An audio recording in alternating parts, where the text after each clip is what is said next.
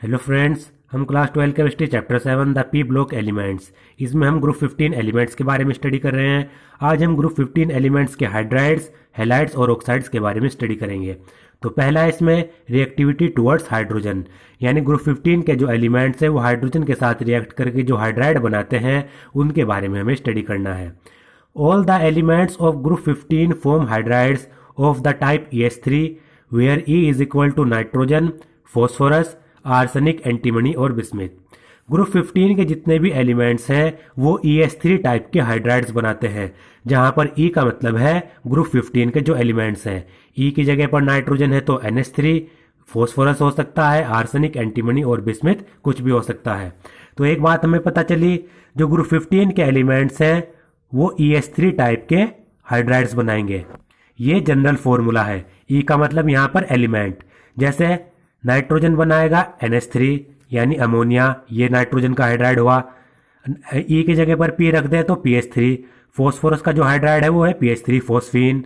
उसके बाद अगर हम बात करें आर्सेनिक के हाइड्राइड की तो AsH3, एंटीमनी के हाइड्राइड की SbH3 और बिस्मिथ के हाइड्राइड की BiH3। तो ये हाइड्राइड वो बनाएंगे। इनको हमें याद रखना है इस जनरल फॉर्मूले से। ES3 टाइप के वो हाइड्राइड बनाते हैं। Some of the properties of these hydride are shown in table 7.2।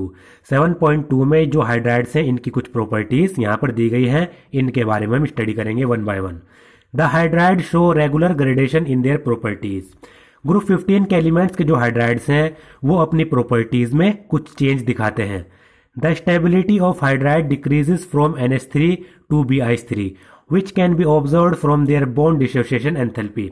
अगर सबसे पहले प्रॉपर्टी की हम बात करें उनकी स्टेबिलिटी की, तो ग्रुप 15 के हाइड्राइड्स हैं उनकी जो स्टेबिलिटी है वो NH3 से BiH3 तक घटती है, डिक्रीज होती है। और इनकी स्टेबिलिटी डिक्रीज क्यों हो रही है? क्योंकि इनकी बॉन्ड डिसोसिएशन एंथैल्पी भी डिक्रीज हो रही है। तो सबसे पहले हमें पता क्या चला, डाउन द ग्रुप जो इनकी स्टेबिलिटी है वो डिक्रीज होगी, यानी NH3 सबसे ज्यादा स्टेबल होगा, PH3 उससे कम, AsH3 उससे कम, SbH3 उससे कम और BiH3 सबसे कम। तो सबसे पहले मैं स्टेबिलिटी का यहाँ पर ऑर्डर लिख देता हूँ, उसके बाद ये डिक्रीज क्यों होता है उसका मैं आपको कारण बताऊंगा। ये हुआ हमारे पास सबसे पहले स्टेबिलिटी का ऑर्डर, तो ये आपको पता होना चाहिए। NH3 सबसे ज़्यादा, उससे कम PH3, फिर AsH3, उसके बाद SbH3 और उसके बाद BiH3। तो यहाँ पर देखिए इनकी बॉन्ड डिसोसिएशन एंथैल्पी यहाँ पर दी गई है।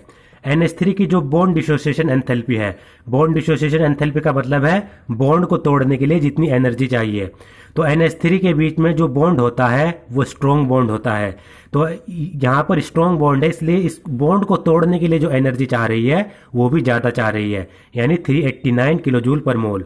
PH3 के बीच में NH3 के मुकाबले वीक बॉन्ड होता है, तो इसको तोड़ने के लिए जो एनर्जी चाहिए वो घट गई 389 से 322।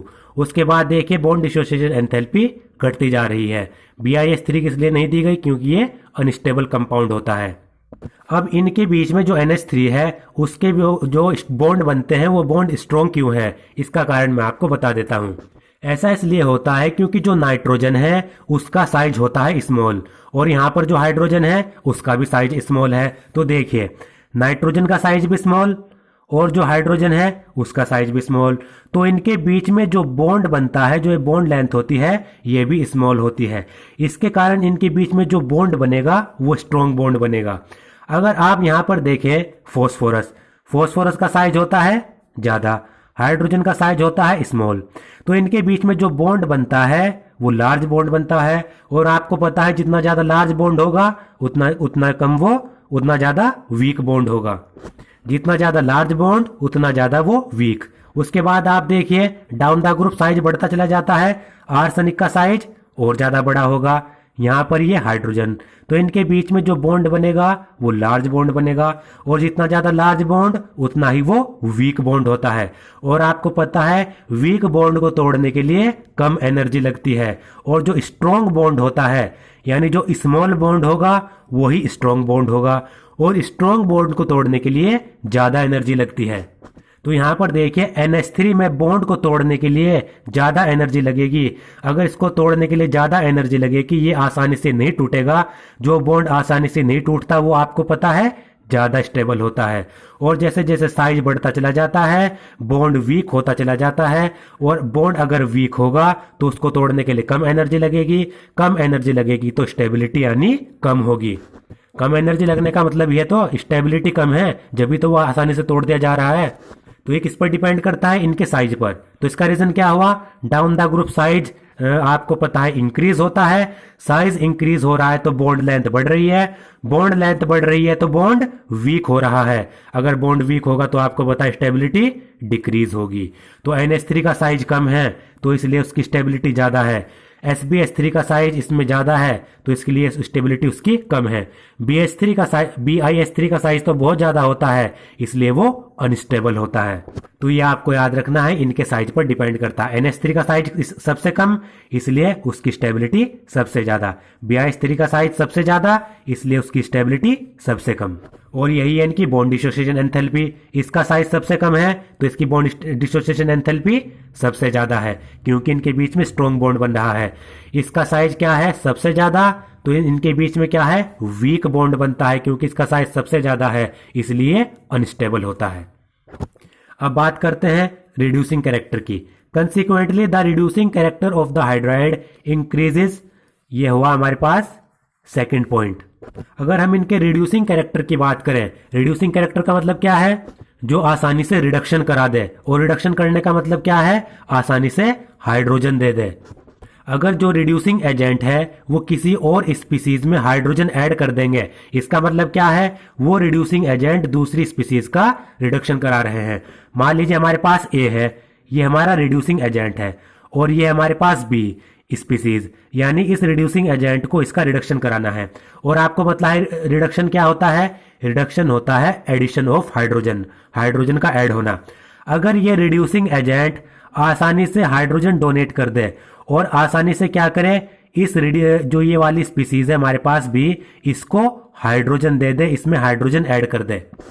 अगर ये रिड्यूसिंग एजेंट आसानी से बी में हाइड्रोजन ऐड कर दे, इसका मतलब क्या है? ये इसका रिडक्शन करा रहा है। और ये आसानी से हाइड्रोजन ऐड कर रहा है, इसका मतलब ये बेटर रिड्यूसिंग एजेंट है। तो इनमें से जो आसानी से हाइड्रोजन दे देगा वो सबसे ज्यादा उसका रिड्यूसिंग कैरेक्टर होगा। तो देखिए जो रिड्यूसिंग कैरेक्टर होता है हाइड्राइड का, वो डाउन द ग्रुप इंक्रीज होता है। NH3 का सबसे कम, BiH3 का जो रिड्यूसिंग कैरेक्टर होगा वो सबसे ज्यादा होगा। Ammonia is only A mild reducing agent while BiH3 is the strongest reducing agent amongst all the hydride. अगर हम बात करें सभी हाइड्राइड्स में, तो जो अमोनिया है वो एक माइल्ड रिड्यूसिंग एजेंट है, एवरेज रिड्यूसिंग एजेंट है, जबकि जो BiH3 है वो सभी हाइड्राइड में स्ट्रॉन्गेस्ट रिड्यूसिंग एजेंट है। तो सबसे पहले रिड्यूसिंग कैरेक्टर का हम क्या लिख लेते हैं? ऑर्डर। ये हमारा हुआ सेकंड पॉइंट, रिड्यूसिंग कैरेक्टर। तो डाउन द ग्रुप इंक्रीज हो रही है, यानी BiH3 का सबसे ज्यादा होगा। ये BiH3 का रिड्यूसिंग कैरेक्टर सबसे ज्यादा, उससे कम होगा SbH3 का, उससे कम होगा हमारे पास ASH3 का, उससे कम PH3 और उसके बाद NH3। तो ये ऑर्डर आपको याद रखना है। अब इसका कारण मैं आपको बता देता हूं। आपको पता है जो BiH3 है उसका साइज सबसे ज्यादा है, और स्टेबिलिटी में हमने पढ़ा जो BiH3 है वो बहुत ज्यादा अनस्टेबल है। तो आपको पता है जितना ज्यादा कोई कंपाउंड अनस्टेबल होगा उतना आसानी से वो टूटेगा। अगर उतनी आसानी से वो टूटेगा तो उतनी आसानी से वो हाइड्रोजन दे देगा। तो आपको पता है down the group stability decrease हो रही है, यानी BiH3 की स्टेबिलिटी सबसे कम है। अगर BiH3 की स्टेबिलिटी सबसे कम है तो ये आसानी से टूट सकता है और आसानी से हाइड्रोजन दे सकता है। अगर ये आसानी से हाइड्रोजन दे सकता है तो इसका मतलब इसका रिड्यूसिंग कैरेक्टर सबसे ज्यादा। इसी तरीके से अगर हम देखें जो NH3 है वो सबसे ज्यादा क्या है? सबसे ज्यादा स्टेबल है इन हाइड्राइड्स में। अगर ये सबसे ज्यादा स्टेबल है तो इसको तोड़ना इतना आसान नहीं। अगर इसको नहीं तोड़ सकते तो ये आसानी से हाइड्रोजन दे भी नहीं सकता। अगर ये आसानी से हाइड्रोजन नहीं देगा तो इसका मतलब इसका रिड्यूसिंग कैरेक्टर इतना ज्यादा स्ट्रॉन्ग या इतना ज्यादा नहीं है। तो सिंपल कारण क्या हुआ? BiH3 अनस्टेबल है, BiH3 अगर अनस्टेबल है, क्योंकि down the group stability decrease होती है, तो BiH3 इन हाइड्राइड्स में सबसे ज्यादा अनस्टेबल है। सबसे ज्यादा अनस्टेबल है तो ये आसानी से टूट सकता है और आसानी से हाइड्रोजन दे सकता है, तो इसलिए इसका रिड्यूसिंग कैरेक्टर सबसे ज्यादा है। अब बात करते हैं इसके जो थर्ड प्रॉपर्टी है वो basicity also decreases in the order NH3 PH3 S3 SPH3, और ये SbH3 और BiH3 के लगभग बराबर भी हो सकती है या SbH3 की ज्यादा भी हो सकती है। इसका मतलब है ग्रेटर देन या फिर इक्वल टू। और जो स्टेबिलिटी का ऑर्डर था वही बेसिसिटी का ऑर्डर होता है। बेसिसिटी जो होती है वो डाउन द ग्रुप डिक्रीज होती है। NH3 सबसे ज्यादा बेसिक, BiH3 सबसे कम बेसिक। अब basicity down the group decrease क्यों हो रही है, इसका कारण देख लेते हैं। बेसिसिटी का मतलब क्या होता है? सबसे ज्यादा बेसिक कौन होगा? जो आसानी से अपने लोन पेयर डोनेट कर दे, क्योंकि बेसिसिटी का मतलब ही होता है अपने लोन पेयर डोनेट करना। तो आपको पता है NH3 के पास भी लोन पेयर हैं, यानी इन सभी के पास, PH3 के पास भी लोन पेयर हैं और इन सभी के पास अपना अपना लोन पेयर है। अब आपको पता है जैसे जैसे हम डाउन द ग्रुप चलते हैं तो एटम का साइज बढ़ता चला जाता है, एलिमेंट का साइज बढ़ता चला जाता है। तो NH3 में अगर हम देखें, ये रहा हमारे पास NH3, यहां पर होता है लोन पेयर। जैसे जैसे हम डाउन द ग्रुप चलेंगे तो साइज बढ़ता चला जाएगा। BiH3 का साइज सबसे ज्यादा। अगर हम BiH3 की बात करें तो इसमें साइज सबसे ज्यादा, और इसका जो लोन पेयर है यहां भी इसका साइज सबसे ज्यादा होगा। यानी जिस ऑर्बिटल में लोन पेयर है उसका साइज बहुत ज्यादा होगा। तो आप देखिए NH3 में जिस ऑर्बिटल में लोन पेयर है उसका साइज कम, BiH3 में जिस ऑर्बिटल में लोन पेयर है उसका साइज बहुत ज्यादा। तो जिस ऑर्बिटल का साइज सबसे ज्यादा होगा उसमें लोन पेयर ज्यादा डिफ्यूज होंगे, और जिस ऑर्बिटल का साइज कम होगा उसमें लोन पेयर कम डिफ्यूज होंगे। यानी जिस ऑर्बिटल का साइज कम है उसमें से लोन पेयर को आसानी से लिया जा सकता है, जबकि जिस ऑर्बिटल का साइज बड़ा है उसमें से लोन पेयर को लेना मुश्किल है। तो NH3 में इस ऑर्बिटल का साइज कम है, इसका मतलब NH3 अपने लोन पेयर आसानी से दे सकता है क्योंकि कम डिफ्यूज होते हैं, जबकि BiH3 में साइज बहुत ज्यादा है, इसलिए इस ऑर्बिटल में ये लोन पेयर ज्यादा डिफ्यूज होते हैं। इनको डोनेट करना इतना आसान नहीं होता, इन लोन पेयर को डोनेट लेना इतना आसान नहीं होता। अब NH3 का साइज कम है इसलिए वो लोन पेयर अपने आसानी से दे सकता है क्योंकि कम डिफ्यूज होते हैं, और जैसे जैसे डाउन द ग्रुप हम चलते चले जाते हैं साइज बढ़ता चला जाता है। अगर साइज बढ़ता चला जाएगा इसका मतलब उनको लोन पेयर डोनेट करने की जो टेंडेंसी है वो भी डिक्रीज होती चली जाएगी, क्योंकि ऑर्बिटल का साइज बढ़ता चला जाएगा। तो NH3 में ऑर्बिटल का साइज कम है इसलिए वो लोन पेयर आसानी से डोनेट कर देगा, इसलिए इसकी बेसिसिटी सबसे ज्यादा। जैसे जैसे साइज बढ़ता चला जाएगा ऑर्बिटल का साइज बढ़ता चला जाएगा जिसमें लोन पेयर है, इसलिए वो ज्यादा डिफ्यूज होते चले जाएंगे। ज्यादा डिफ्यूज होते चले जाएंगे तो उनको लेना इतना आसान नहीं होगा, इसलिए उनकी बेसिसिटी डिक्रीज होती चली जाएगी। तो इसका मतलब क्या है? इस ऑर्डर में बेसिसिटी होगी। इसका कारण मैं आपको बता चुका हूं। अब जो लेटेस्ट NCERT है उसमें इसके बाद 2-3 लाइन और दे रखी हैं, वो भी मैं आपको यहाँ पर बता देता हूँ। ये मैंने यहाँ पर लिख रखी है। Due to high electronegativity and small size of nitrogen, NH3 exhibit hydrogen bonding in solid as well as in liquid state.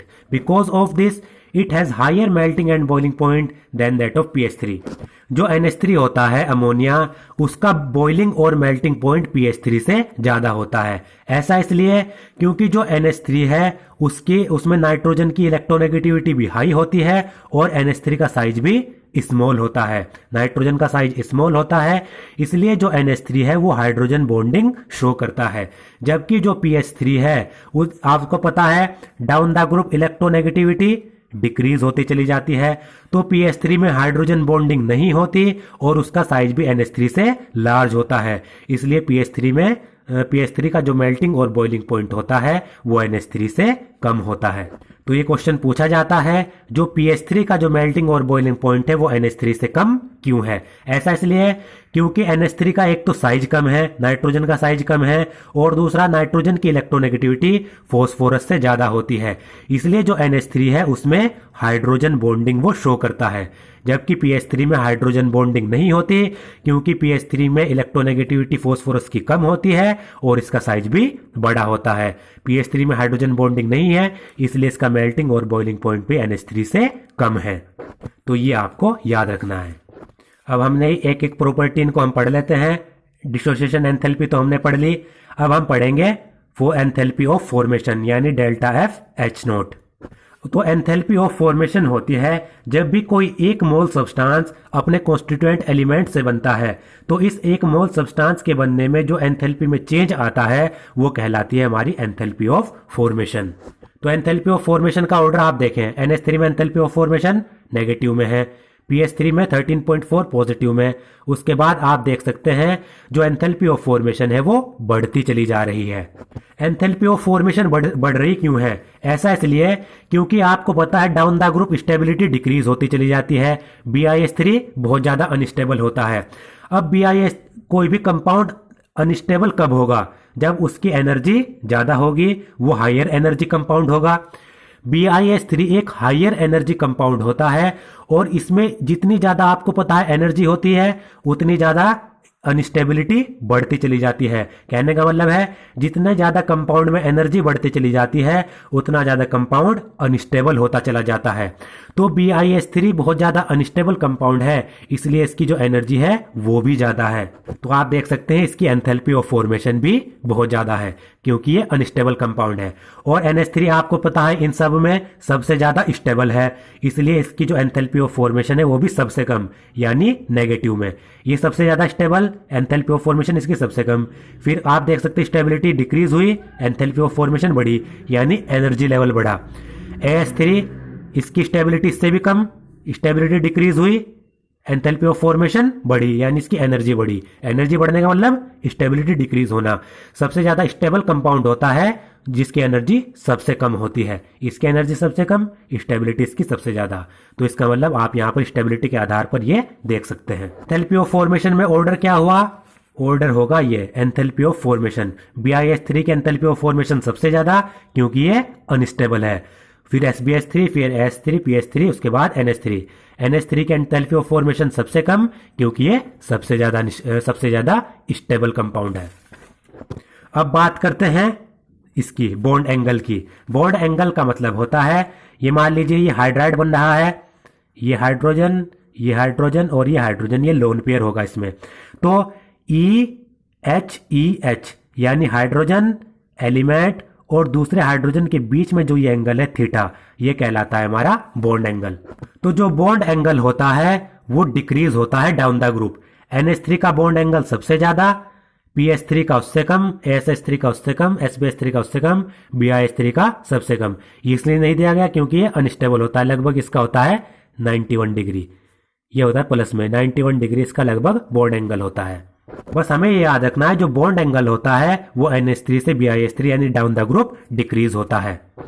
तो ये देखिए यहाँ पर ये बॉन्ड एंगल का ऑर्डर मैंने लिख रखा है। NH3 का बॉन्ड एंगल सबसे ज्यादा, PS3 का उससे कम, AS3 का उससे कम, SbS3 का उससे कम, BiS3 का सबसे कम। तो ये ऑर्डर भी आपको याद रखना है। अब बात आती है बॉन्ड एंगल डिक्रीज क्यों हो रहा है? तो ये डिपेंड करता है इनके साइज पर।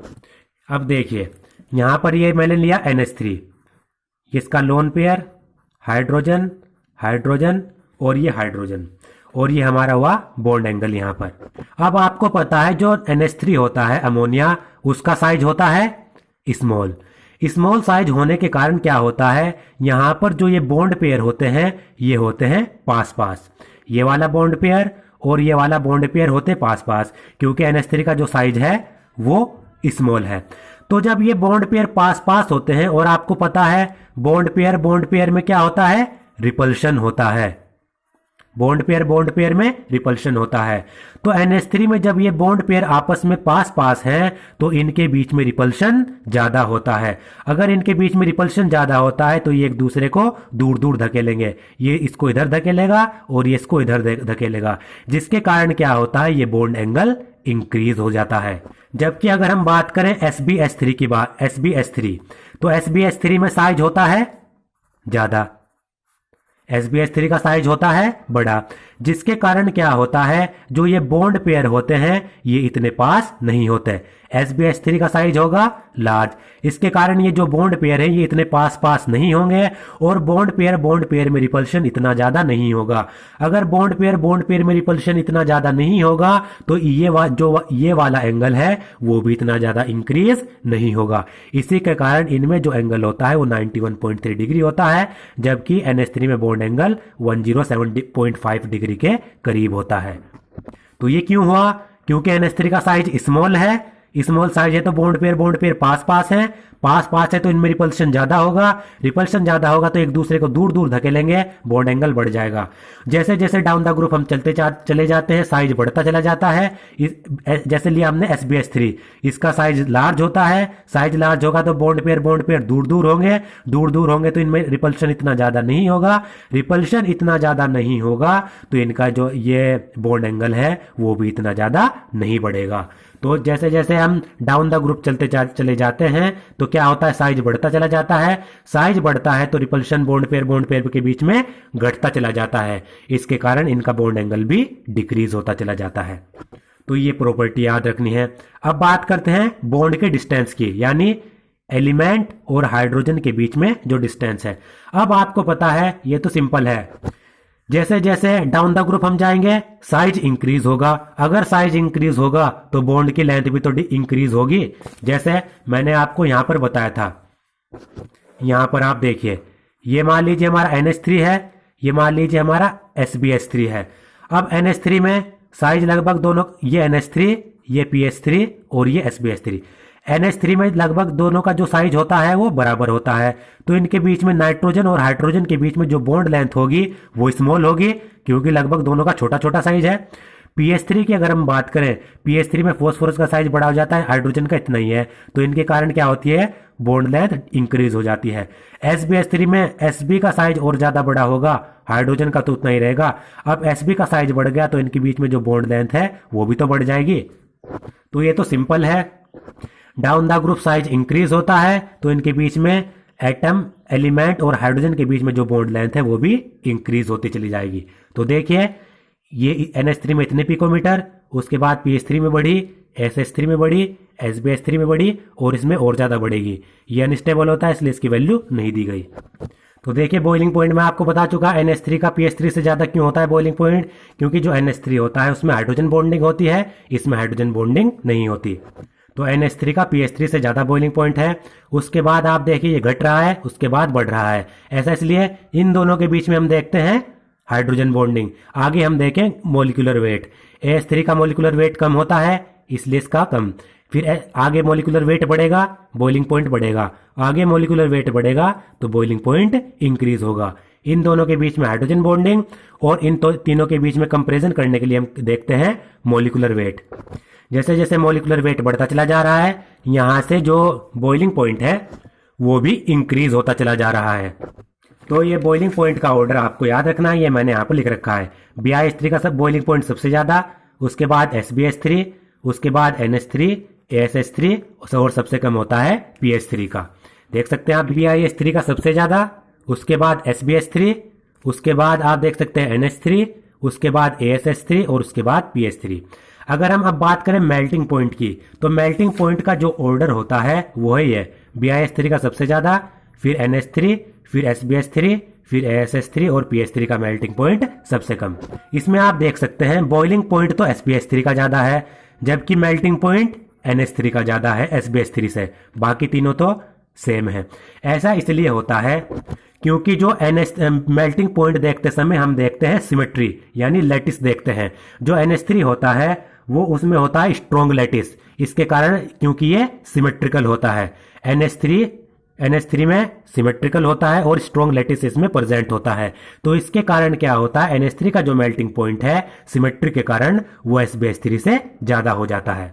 तो ये ऑर्डर आपको याद रखना है। बॉइलिंग पॉइंट और मेल्टिंग पॉइंट में बस ये अंतर है, बॉइलिंग पॉइंट में SbH3 का ज्यादा, मेल्टिंग पॉइंट में NH3 का ज्यादा, बाकी सब तो सेम है।